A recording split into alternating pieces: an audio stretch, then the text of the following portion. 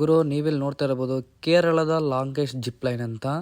So ನಮಗೆ ನೋಡಿ ಅಲ್ಲಿ ಜಿಪ್ ಲೈನ್ ಹೋಗ್ಬೇಕಾದ್ರೇ ಫಸ್ಟೇ ಎಕ್ವಿಪ್ಮೆಂಟ್ಸ್ ಎಲ್ಲ ಕೊಡ್ತಾರೆ. ಸೊ ಸೇಫ್ಟಿಯಾಗಿ ಬೆಲ್ಟ್ ಹೆಲ್ಮೆಟ್ನೆಲ್ಲ ಅವರಿಗೆ ಕೂಡ ನಮಗೆ ವೇರ್ ಮಾಡಿಕೊಡ್ತಾರೆ. ಸೊ ಇದರಲ್ಲಿ 3 ಬೆಲ್ಟ್ ಬರುತ್ತೆ, ರೈಟ್ ಆ್ಯಂಡ್ ಲೆಫ್ಟ್ ಲೆಗ್ಗೆ 2 ಬೆಲ್ಟು, ಸೊ ಬ್ಯಾಕ್ಗೆ 1 ಬೆಲ್ಟ್ ಕೊಡ್ತಾರೆ. ಸೊ ಅದೆಲ್ಲ ಒಂದಕ್ಕೆಲ್ಲ 2 ಸಲ ಚೆಕ್ ಮಾಡಿನೇ ನಮಗೆ ಹೊರಗಡೆ ಎಕ್ಸಿಟ್ ಮಾಡೋದು.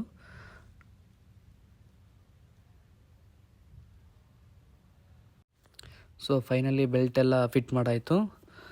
ಸೊ ನೆಕ್ಸ್ಟ್ ಇವಾಗ ನೋಡಬೇಕಾದ್ರೆ ಬನ್ನಿ, ನಿಮಗೆ ಒಂದು ವೀಲ್ ಬರುತ್ತೆ, ವೀಲ್ ಅಂತ ತೋರಿಸ್ತೀನಿ. ಸೊ ನಾನು ಹೇಳಿದ್ನೆಲ್ಲ ವೀಲ್ ಇದ್ದೇನೆ. ಸೊ ನಮಗೆ ಮೂವ್ ಆಗೋಕ್ಕೆ ಮೈನ್ ವೀಲೇ ಇದು. ಸೊ ಗೈಸ್ ನಾನು ಹೇಳ್ದಿಲ್ವ ನಿಮಗೆ, ಇದು ಬಂದು ಜಿಪ್ ಲೈನ್ ಅಂತ. ಸೊ ಇದು ಬಂದ್ಬಿಟ್ಟು ಫರ್ ಹೆಡ್ಗೆ ಬಂದ್ಬಿಟ್ಟು 400 ರೂಪಾಯಿ. ಸೊ ಅದಾಗಿ ಇದು ಬಂದು 40 kg ಮೇಲೆ ಇದ್ರೆ ಮಾತ್ರ ಇದು ಜಿಪ್ ಹೋಗೋಕ್ಕಾಗೋದು. ಇದು ಬಂದ್ಬಿಟ್ಟು ನಾವು ಒಂದು 7 ಜನ ಬಂದಿದ್ವಿ, ನಮಗೆ 3000 ರೂಪಾಯಿ ಆಯಿತು. ಸೊ ಇದರಿಂದ ನನಗೆ ಫಸ್ಟ್ ಎಕ್ಸ್ಪೀರಿಯೆನ್ಸು ತುಂಬ ಚೆನ್ನಾಗೈತೆ, ಭಯನೂ ಆಗ್ತಾಯಿದೆ. ಸೊ ಬನ್ನಿ ಅಲ್ಲಿ ಲೈವ್ ನಿಮ್ಗೆ ವೀಡಿಯೋ ತೋರಿಸ್ತೀನಿ ನಾನು. ಸೊ ನಾವು ಇದೇ ನಮ್ಮ ಟೀಮು. ಸೊ ನೋಡಿ ಇಲ್ಲಿ ಅದೇ ಇವಾಗ ರೆಡಿ ಮಾಡ್ತಾ ಇದ್ದಾರೆ. ಸೊ ಗೈಸ್ ನೀವೇ ನೋಡ್ತಾ ಇರ್ಬೋದು, ರೋಪನ್ನು ಲಾಂಚ್ ಮಾಡ್ತಾ ಇದ್ದಾರೆ. ಸೊ ಹಾಗೆ ಬಿಡ್ತಾರೆ ನೋಡ್ತೀವಿ. ಸೊ ಅಲ್ಲಿ ನೋಡಿ ಅಲ್ಲಿ ಹೋಗ್ತಾ ಇದ್ರಲ್ಲ, ಸೊ ಅದನ್ನೇ ಕೇರಳದ ಲಾಂಗೆಸ್ಟ್ ಜಿಪ್ ಲೈನ್ ಅಂದರೆ ಇದೇನೆ. ಸೊ ನಿಮಗೆ 1 to 1.5 ಕಿಲೋಮೀಟರ್ ದೂರ ರೈಡ್ ಮಾಡ್ತಾರೆ.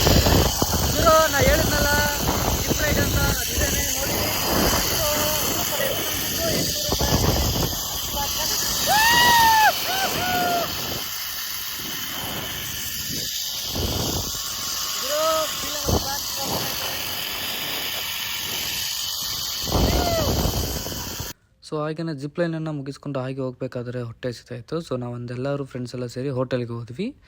ಸೊ ನಾವು ಹೋಟೆಲ್ಗೆ ಹೋದ್ಮೇಲೆ ಅಲ್ಲಿ ಬುಕ್ ಮಾಡ್ತಾ ಇದ್ದದ್ದು biryani. So chicken biryani and mutton biryani ನಿಮ್ಗೆ ಯಾವ್ದು ಬೇಕಾದರೂ ಸಿಗುತ್ತೆ.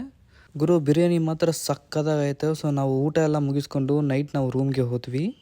ಸೊ ಇಲ್ಲಿ ನೋಡಿದ್ರಲ್ಲ, ಡಿನ್ನರ್ ಮಾಡೋಕ್ಕಂತ ಸಖತ್ ಪ್ಲೇಸ್ ಇದು. ಸೊ ಯಾವುದೇ ಥರ உங்களுக்கு ಡಿಸ್ಟರ್ಬೆನ್ಸ್ ಇರಲ್ಲ, ಸೈಲೆಂಟಾಗಿರುತ್ತೆ. ಸೊ ಅದಾದಮೇಲೆ ನಾನು ನಿಮ್ಗೆ ರೂಮ್ ತೋರಿಸ್ತೀನಿ ಬನ್ನಿ. ಫುಲ್ಲಾಗಿ ನೈಟ್ ಹೊತ್ತಲ್ಲಿ ನಿಮಗೆ ನಮ್ಮ ರೂಮ್ ಯಾವ ಥರ ಐತೆ ಅಂತ ನಿಮಗೆ ವಿತ್ ಲೈಟ್ ಅರೇಂಜ್ಮೆಂಟ್ ಎಲ್ಲ ನಿಮ್ಗೆ ತೋರಿಸ್ತೀನಿ. ಸೊ ನೀವು ನೋಡ್ತಾ ಇದ್ರಲ್ಲ, ಅದೇ ನಮ್ಮ ರೂಮು.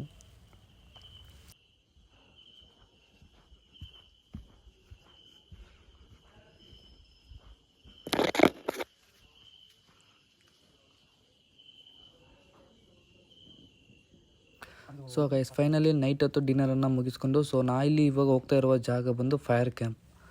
ಸೊ ನಮ್ಮ ರೂಮ್ ಕೆಳಗಡೆ ಪಕ್ಕದಲ್ಲೇ ಡೌನಲ್ಲಿ ಹೋಗ್ತು ಅಂದರೆ ಫೈರ್ ಕ್ಯಾಂಪ್ ಅಂತಲೇ ಸಪ್ರೇಟಾಗಿ ನಿಮಗೆ ಪ್ಲೇಸ್ ಐತೆ. ಸೊ ಅಲ್ಲಿ ಹೋಗ್ಬಿಟ್ಟು ನೀವು ಫೈರ್ ಕ್ಯಾಂಪ್ ಕೂಡ ಮಾಡ್ಬೋದು. ಸೊ ನೀವು ಕಪ್ಪಲಾಗಿ ಬಂದರೂ ಸರಿ, ಇಲ್ಲ ಫ್ಯಾಮಿಲಿ ಜೊತೆ ಯಾರು ಬಂದರೂ ಸರಿ, ಸೊ ನೈಟ್ ಹೊತ್ತು ಫೈರ್ ಕ್ಯಾಂಪ್ ಅಟೆಂಡ್ ಮಾಡೋದು ಮಾತ್ರ ಮಿಸ್ ಮಾಡ್ಕೋಬಿಡಿ. ಒಳ್ಳೆ ಮೆಮರೀಸನ್ನು ನಿಮ್ಗೆ ಕೊಡುತ್ತೆ. ಸೊ ನಾವು ಫೈನಲಿ ಕೆಳಗಡೆ ಹೋದ್ವಿ. ಸೊ ನೀವು ಇಲ್ಲಿ ನೋಡ್ತಾ ಇರ್ಬೋದು. ಸೊ ಫೈನಲಿ ಫೈರ್ ಕ್ಯಾಂಪನ್ನು ಅಟೆಂಡ್ ಮಾಡಾಯಿತು.